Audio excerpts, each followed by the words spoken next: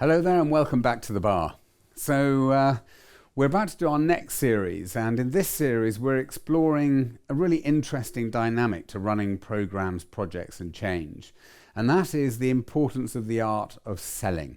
Now, not many of us think of us as natural salespeople. In fact, most of us think of us that we're anything but a good salesperson.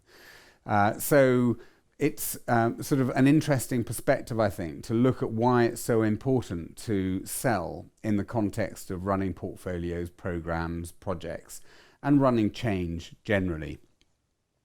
So in the first of these of this series, we're going to look at how you understand your buyers, your stakeholders and your buyers, first of all.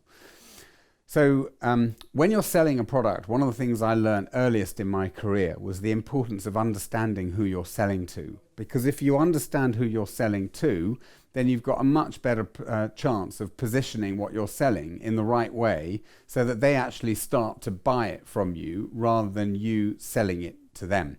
And the reason for that is that people generally hate being sold to. No one wants to be sold to. People absolutely love buying.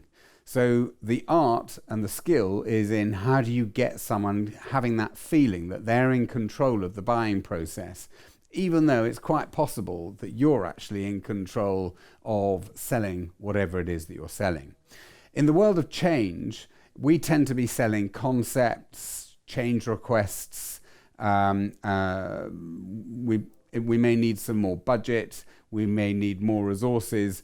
But in each of those cases, we have to go to a senior management team or a key stakeholder or our sponsor and actually sell the reason why we need that additional budget or that extra resource or whatever it might be.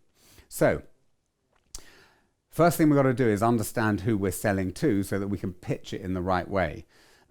So when I first sort of started out in my world of selling and in my career, one of the things that someone taught me very early on was there's lots of things around you that you can look at and you can gather up around you to understand the person you're selling to much better. So in the case of, in my particular case, several years ago, I used to sell food. And I would go outside a top-class restaurant and look at what sort of competitors' foods they were buying. The giveaway is that they throw away their boxes of competitor foods, which have all been wrapped up nicely. So I can immediately go and have a look at what they've thrown away, and I know exactly what they buy, what type of foods their menu have, or what the sort of foods they're interested in, and therefore I can actually tailor my sales pitch accordingly. In the world of change, it's probably more things like observing your key stakeholders who you need to get on side and who you need to sell to, observing the things they like, the things they don't like, the things to avoid, etc. So things they like might be one stakeholder might like lots of detail. They might want to have a Word document that outlines the proposition that they can study, they can take away in their own time, etc. Others just want to have a chat over a cup of coffee because they hate the detail. And so if you present them with a 3-page document, they're probably going to turn off.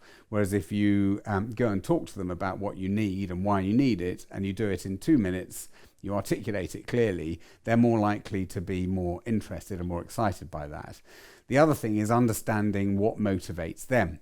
So what are their objectives? What bonuses, what are their bonuses paid on? What are the things that drive success for them? So if one of your stakeholders is a call center director, one of the drivers for them might be the amount of calls that are answered on time.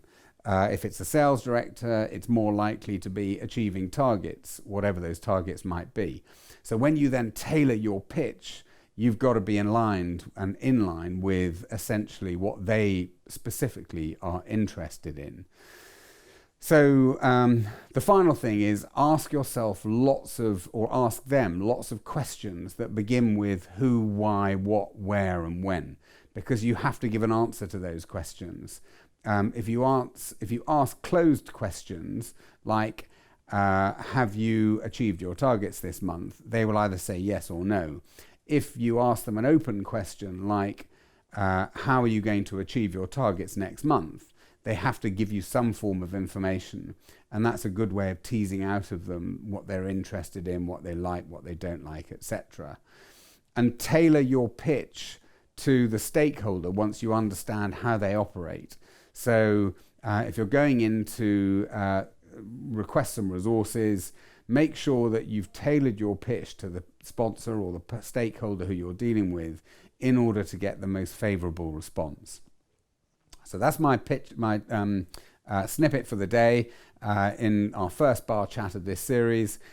You are very welcome to get hold of me through my LinkedIn page. I'll always try and give you a different perspective if you want an opinion on something you're struggling with in the world of change and delivering projects and programs. But otherwise, until the next one, thanks very much.